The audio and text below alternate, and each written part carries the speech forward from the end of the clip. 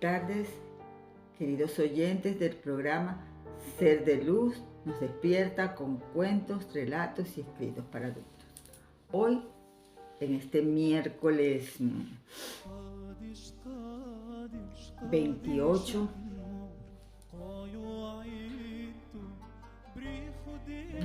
29 de julio, ya terminando el mes, seguimos con las cartas del Cristo, con la carta número 1.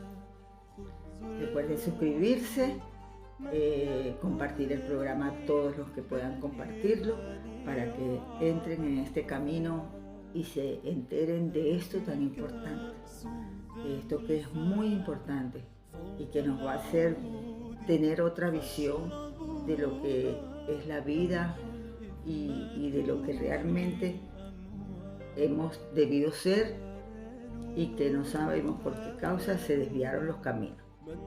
Pero nunca es tarde para retomar el camino hacia el bien y hacia lo mejor, para ser mejores seres humanos, con mucho más aprendizaje, con mucho más desarrollo espiritual, que es lo más importante para poder desarrollar ese amor tan grande que es el que va a salvar al planeta, a la humanidad. Sin más, comenzamos el programa de hoy. Puesto que hay pocas personas en el mundo que se consideran a sí mismas íntegras en este momento, sin duda reconocerán que hay una necesidad urgente de que yo penetre en tu mente para dirigirte hacia una nueva manera de pensar y sentir. Tal cambio es la conciencia, te hará entrar en divina armonía con la realidad y obtendrás mejores condiciones de vida y de seguridad. Para hacer esta labor de reconstrucción dentro de la conciencia, primero debo grabar en tu mente, y tú lo debes aceptar, que había mucho de lo que enseñé en Palestina que los hombres aún no estaban preparados para recibir. Es significativo que nunca ha sido públicamente cuestionado porque no hay constancia de mi vida temprana. Como joven, ¿cuál fue la verdadera razón de tan importante omisión? Es igualmente significativo que aunque pasé 6 semanas en el desierto, después de mi bautizo, salí de aquella experiencia como maestro y sanador, ni un solo escritor ha intentado ni siquiera describir qué ocurrió realmente durante ese tiempo, aparte de que fui tentado por el demonio y que estaba entre las bestias y que los ángeles estaban con él. No hay ni la más mínima indicación de lo que me ocurrió en el desierto que me hizo capaz de volver a las ciudades y aldeas proclamando que el reino de Dios está en el interior, y de hablar en las sinagogas con tal autoridad que los ancianos maestros judíos quedaran atónitos.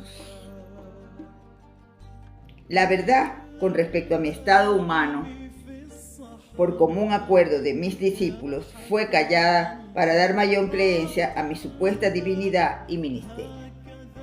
Según el Evangelio se decía de mí que fui el único hijo de Dios.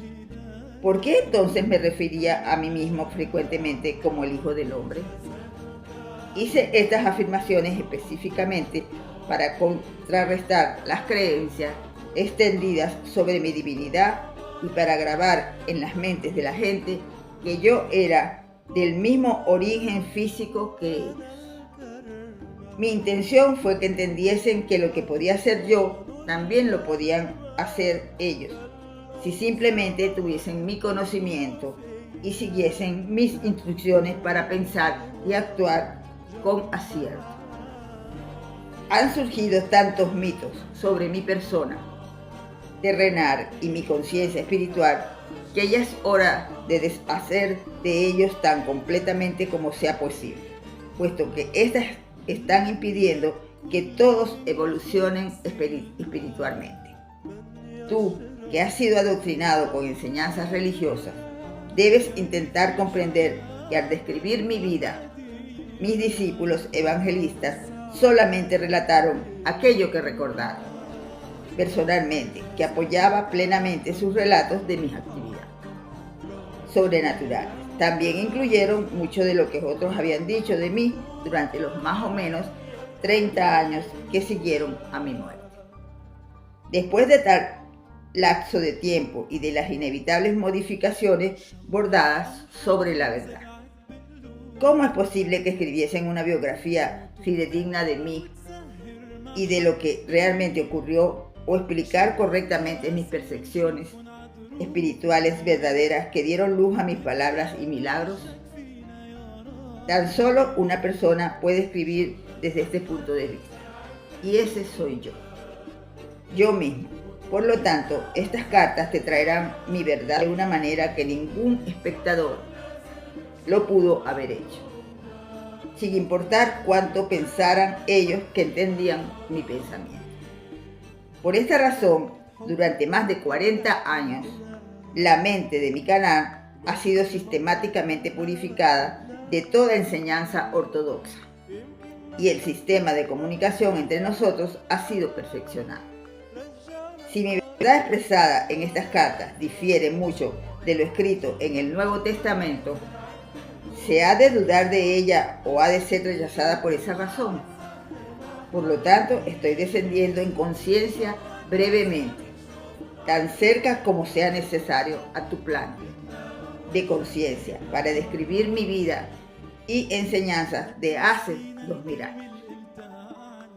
Mi lugar en la historia. Debo señalar, en primer lugar, que se hacía referencia brevemente de mi vida y persona en la historia de los judíos, escrita por Josephus para el gobernador romano y presentada al emperador romano. Josephus anotó brevemente que Jesús, quien hizo un intento de derrocar la ley y el orden y el gobierno de los romanos, fue castigado y crucificado. Se ha discutido que este pudo haber sido algún otro Jesús relatado por Josephus, pero esto no es cierto. Yo, quien más tarde me convertiría en el Cristo, quien hizo los llamados milagros de sanación y de materialización, fui el insurrecto. Pero yo no era ningún agitador. No incité deliberadamente a la gente a desafiar a los romanos ni a desafiar la ley y el orden. Fui un rebelde contra las tradiciones judaicas existentes a causa de que cuando salí de mi estancia de 6 semanas en el desierto, vi una forma mejor de pensar y vivir e intenté transmitir con poco éxito mis conocimientos a mis compañeros judíos. Es importante que comprendas que la presión de la opinión pública pesaba sobre mis seguidores. Al mismo tiempo que creyeron de verdad que yo había traído un mensaje a los judíos para salvar el alma y que era el Mesías, el Hijo de Dios, ellos también eran del mundo, intentando relacionarse con el mundo de la mejor manera posible. Por lo tanto, aunque conocían mis sentimientos reacios hacia las creencias judías, no estaban contentos de prescindir del Viejo Testamento completamente, puesto que habían apoyado y unido a los judíos durante toda su historia. Con el fin de conservarlas, consideraban valiosos de los viejos decretos, suprimieron cualquier descripción de mi persona. Mis discípulos y Pablo construyeron sus propios conceptos de las sagradas creencias, de lo que querían conservar de mi vida y de mis enseñanzas. Solamente enseñaron y consolidaron los conceptos que consideraban valiosos para el pueblo, judíos y gentiles por igual, los de aquel tiempo y del futuro. Por consiguiente, filtraron lo que podían usar y dejaron fuera la mayor parte de lo que yo llamaba los secretos del reino de Dios, porque ellos nunca los comprendieron. Tampoco los encontraron deseables en la creación de una nueva percepción de lo divino. El Padre, para conservar las creencias judaicas de salvación del castigo por los pecados, por medio del sacrificio en el templo se adoptó la persona de Jesús mediante mi crucifixión, como el supremo sacrificio que había pagado los pecados de los hombres. Esta creencia servía a muchos propósitos en aquel entonces. Eso dio a mi muerte en la cruz una razón válida y heroica. Demostró a la gente que yo era el Hijo de Dios, que había llevado a cabo una misión específica hasta el final de mi vida. Esta creencia también demostró ser de gran consuelo a los judíos, cuando su templo fue destruido por los romanos y dio lugar a muchas conversiones. Muchas sectas de judíos y también gentiles no creían en la vida tras la muerte. Por consiguiente, era tremendamente consolador oír que Jesucristo había superado la muerte y retenido su cuerpo. Para muchas ideologías humanas de aquel entonces, la vida no era posible sin un cuerpo. De modo que la vida tras la muerte tan solo significaba la resurrección del cuerpo. También esto mantuvo mi nombre constantemente vivo en la mente de la gente. Yo era la valiente figura histórica que había muerto para asegurar que los hombres se librasen de todo temor al infierno y a la condenación. Mientras creyesen en mí, podían caminar como hombres liberados. En tan solo porque mi nombre ha perdurado vivo hasta hoy día, que ahora puedo venir a ti para darte la verdad que yo tanto anhelaba compartir con la gente hace 2000 años. Mi vida temprana y mi experiencia en el desierto. Nací en Palestina. Mi madre estaba convencida de que yo era el Mesías, contrario a la creencia popular. Yo no era un niño santo. Cuando me llevaron al templo a la edad de 12 años, para que me entrevistaran los sumos sacerdotes para determinar si era apto para entrar en la preparación religiosa judaica, me rechazaron por ser demasiado testarudo. Amargamente decepcionada, mi madre me llevó de vuelta a casa e hizo lo que pudo para criarme en la santidad que le marcó su propio modo de compartimiento en todo momento. Esta era una tarea imposible porque yo era sobre todo un individualista y un revoltoso. Me molestó la normativa de mi madre y sus intentos de disciplina. Como joven me volví imposible de controlar, un verdadero rebelde. Rechacé las inquebrantables adherencias de mi madre a la fe y tradiciones judaicas, prefiriendo la risa a las actitudes santurronas. Me negué a aprender un oficio que me atase a la rutina. Elegí mezclarme con todas las clases más humildes sin excepción. Bebí con ellos, conocí a prostitutas y me divertí hablando y discutiendo, riendo y siendo holgazán. Cuando necesitaba dinero, iba a las viñas durante un día o dos o hacía trabajos en los que me pagaban lo suficiente para comer y beber y darme al ocio que ansiaba. A pesar de mis muchos defectos como ser humano, mis actitudes descuidadas e indolentes, mi voluntad caprichosa y determinación egocéntrica para pensar mis propias ideas sin importar lo que los demás pudieran pensar de mí, tenía una profunda preocupación por la gente. Era profundamente emocional.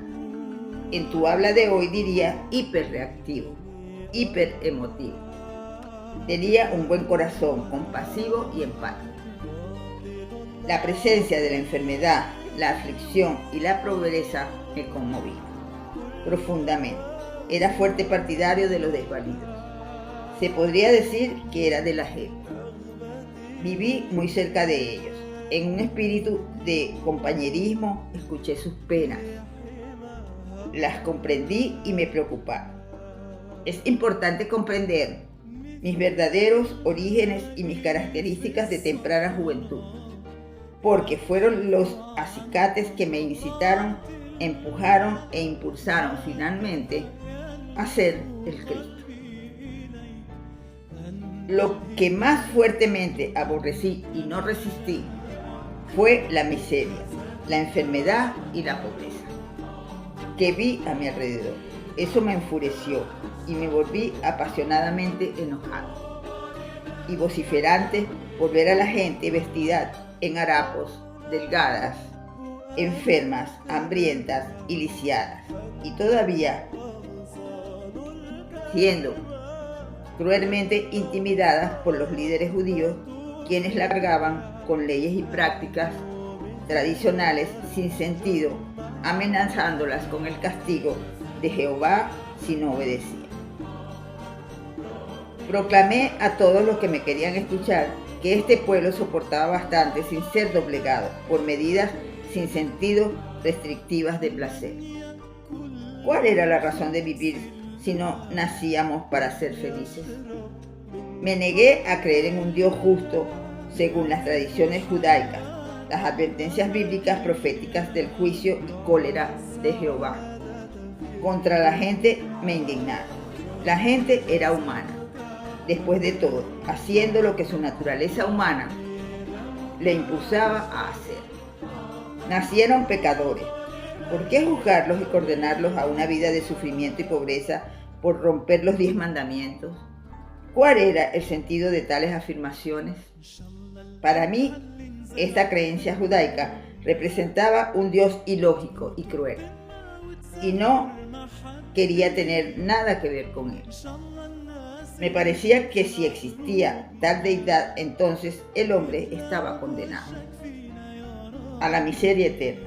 La sencillez y la libertad que encontré en las colinas, en las llanuras, en los lagos y en las montañas refrescaron mi espíritu interior y tranquilizaron mi cólera, que murmuraba contra el Dios judaico. Por consiguiente, me negué a creer ni una palabra de lo que los judíos mayores intentaron enseñarme. Sin embargo, a los 25, 26 años, una nueva pregunta se apoderó de mi mente. Mientras paseaba cada vez con más frecuencia a solas por las colinas, mi rebeldía fue gradualmente reemplazada por un anhelo que me consumía por saber y comprender las verdaderas naturalezas de aquel que sin duda debía inspirar y respirar a través de la creación. Repasé mi manera de vivir y vi cuántos sufrimientos mis acciones habían causado a mi madre y a muchas otras personas, aunque sentía dar compasión por los débiles y los sufridos. Mi naturaleza rebelde había dado lugar a muchos comportamientos desconsiderados y egoístas hacia mi familia. Mi amor subyacente hacia ellos ahora brotaba en mí y me encontré volviéndome igualmente rebelde contra mi comportamiento anterior. Hablaron de Juan el Bautista y la labor que realizaba entre los judíos que venían incluso de Jerusalén para escuchar sus palabras. Decidí visitarlo para que me bautizara. De camino hacia el río Jordán, me sentí muy entusiasmado ante la perspectiva de bautizarme y empezar una nueva vida. Sabía que a pesar de mi emotividad desenfrenada, había nacido también con una inteligencia aguda y con un don impresionante para el debate penetrante, el cual había utilizado caprichosa y negativamente, llevando a la gente a desenfrenadas discusiones. Había malgastado mis talentos, siguiendo una vida egoísta, ociosa y de placer. Como consecuencia, había perdido todo el respeto de los demás y tampoco me respetaba a mí mismo. Por primera vez, esto me era intolerable. Se me ocurrió que en el futuro podía y debía disponer de mis dones naturales para mejor uso. En lugar de simplemente hacer ruido, quizás podía encontrar una mejor manera de aligerar las cargas de aquellos a quienes compadecía tanto. Hasta entonces no había sido útil a nadie. Mi bautismo. Cuando entré en el agua del río Jordán para que Juan me bautizara, no esperaba sentir nada más que alivio y saber que por una vez había dado un paso positivo hacia la reforma de mi comportamiento. Esperaba sentir una nueva determinación para irme a casa y sorprender a mi madre y a mis vecinos con mis nuevas actitudes amables hacia ellos. Lo que realmente ocurrió cuando Juan me bautizó fue una experiencia completamente diferente de cualquier cosa que jamás hubiese pensado posible. Sentí una gran oleada de tremenda energía surgir a través de mi cuerpo. Me quedé atónito. Al salir del agua tambaleándome, me sentí elevado en conciencia de manera extraordinaria. Un gran flujo de cálida felicidad me elevó a un estado de éxtasis. Estuve cautivado y consciente de una gran luz. Tropezando, me alejé del río y me fui andando y andando, sin saber a dónde. Seguí así, sin ver, y entré en el desierto. Por favor, tomen nota. Mis 6 semanas en el desierto fueron un tiempo de total purificación interior de mi conciencia humana. Las viejas actitudes, creencias y prejuicios fueron disueltos. He llegado el momento de compartir todo lo que sentí, vi, de lo que me di cuenta y lo que comprendí, con las personas receptivas, para ayudar a que la gente abandone las imaginaciones de antaño de una deidad bíblica. Evitaré referirme a Dios usando esa palabra y utilizaré una terminología diseñada para ampliar tu mente, para abrazar lo que realmente es más allá de toda forma terrenal: color, sonido, emoción y comprensión. Esta terminología llegará a tener aún más sentido conforme vayas perseverando en la meditación y en la oración. Lo que sentí en el desierto. Fui elevado dentro de una luz radiante y me sentí lleno de vitalidad. Vibrante, vivo, con poder. Estaba lleno de éxtasis y júbilo, y sabía sin ninguna duda que este poder era el verdadero creador, del cual todas las cosas creadas habían recibido su ser. Esta gloriosa armonía interior, paz y sensación de perfecta realización, que no necesitaba añadir nada más a aquel hermoso momento, era la misma naturaleza de la realidad, el poder creativo, dando vida a la creación y a la existencia. Lo que vi, de lo que di cuenta, lo que percibí cuando estaba en el desierto. Fui elevado dentro de otra dimensión de percepción consciente, la cual me hizo capaz de ver la verdad con respecto a la vida y a la existencia. Vi con lucidez y claridad lo que era real y lo que era falso en el pensamiento del hombre. Me di cuenta que este poder creativo que experimentaba era infinito, eterno, universal, llenando todo el espacio más allá del cielo, los océanos, la tierra y toda cosa viva. Vi que ello era poder mental, ello era el poder creativo de la mente. No había punto donde no existiera este poder creativo de la mente divina. Me di cuenta de que la mente humana procedía de la mente creativa divina, pero que es tan solo una vela encendida por el sol.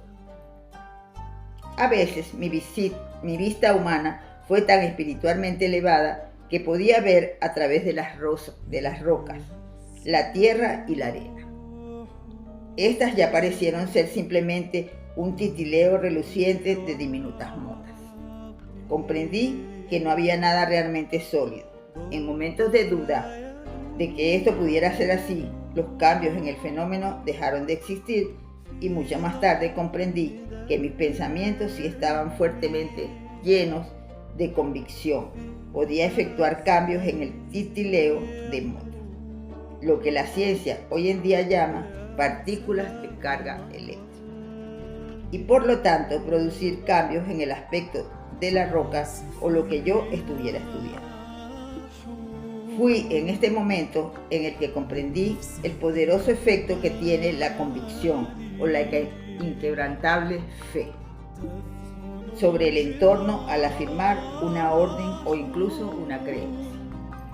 Lo que fue aún más asombroso, algo que me abrió la mente, fue mi comprensión en conciencia cósmica, de que todo lo que había estado atestiguando era realmente el poder creativo de la mente divina, misma hecho visible en el titileo reluciente de motas diminutas.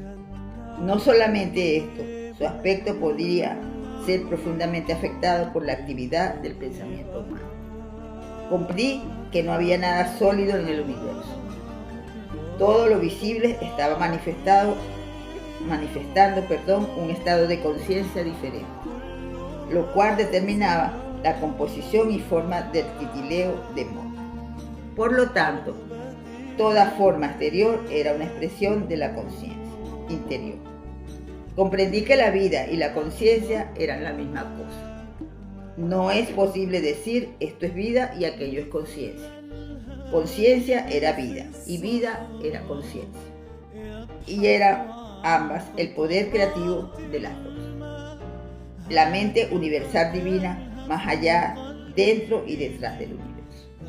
Comprendí que la gente daba más importancia a la individualidad y a la forma. No podían imaginar que la mente o la inteligencia operara de ninguna manera eficaz, sino por medio de la forma individual. Por eso, los judíos habían creado una imagen mental de un ser supremo enorme que poseía todos los atributos positivos y negativos del ser humano, y así era posible que los profetas creyesen y hablasen de la ira de Jehová. Amenazas de castigo, llegadas de enfermedades y plagas en respuestas a las desobediencias humanas.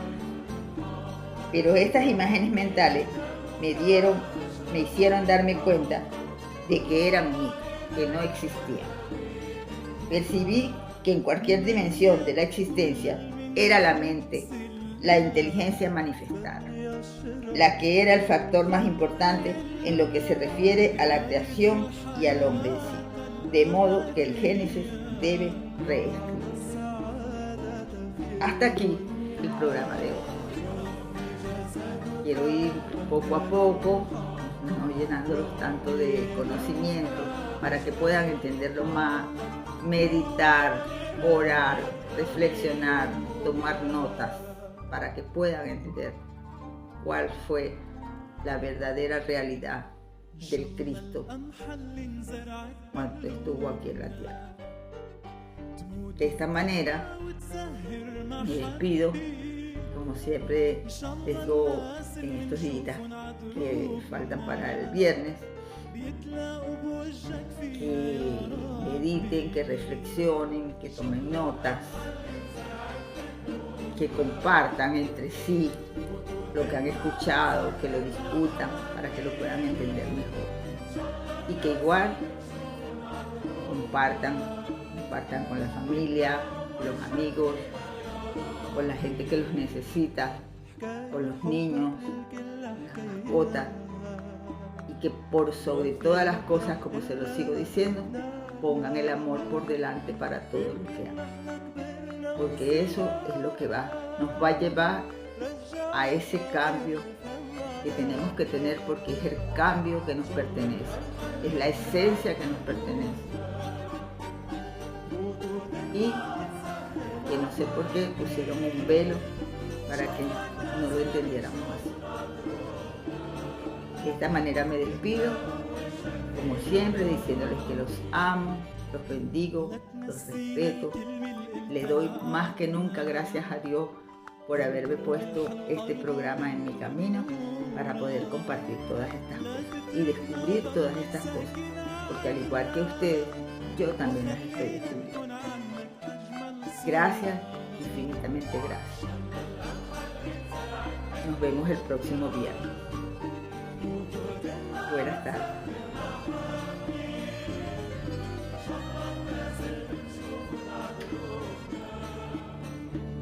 Acuérdense que todo está aquí. Todo de aquí está salvo. Y de todo eso está saliendo de aquí. Un abrazo muy fuerte. Los amo muchísimo. Y me siento muy emocionada de poder estar transmitiendo esta palabra del Cristo.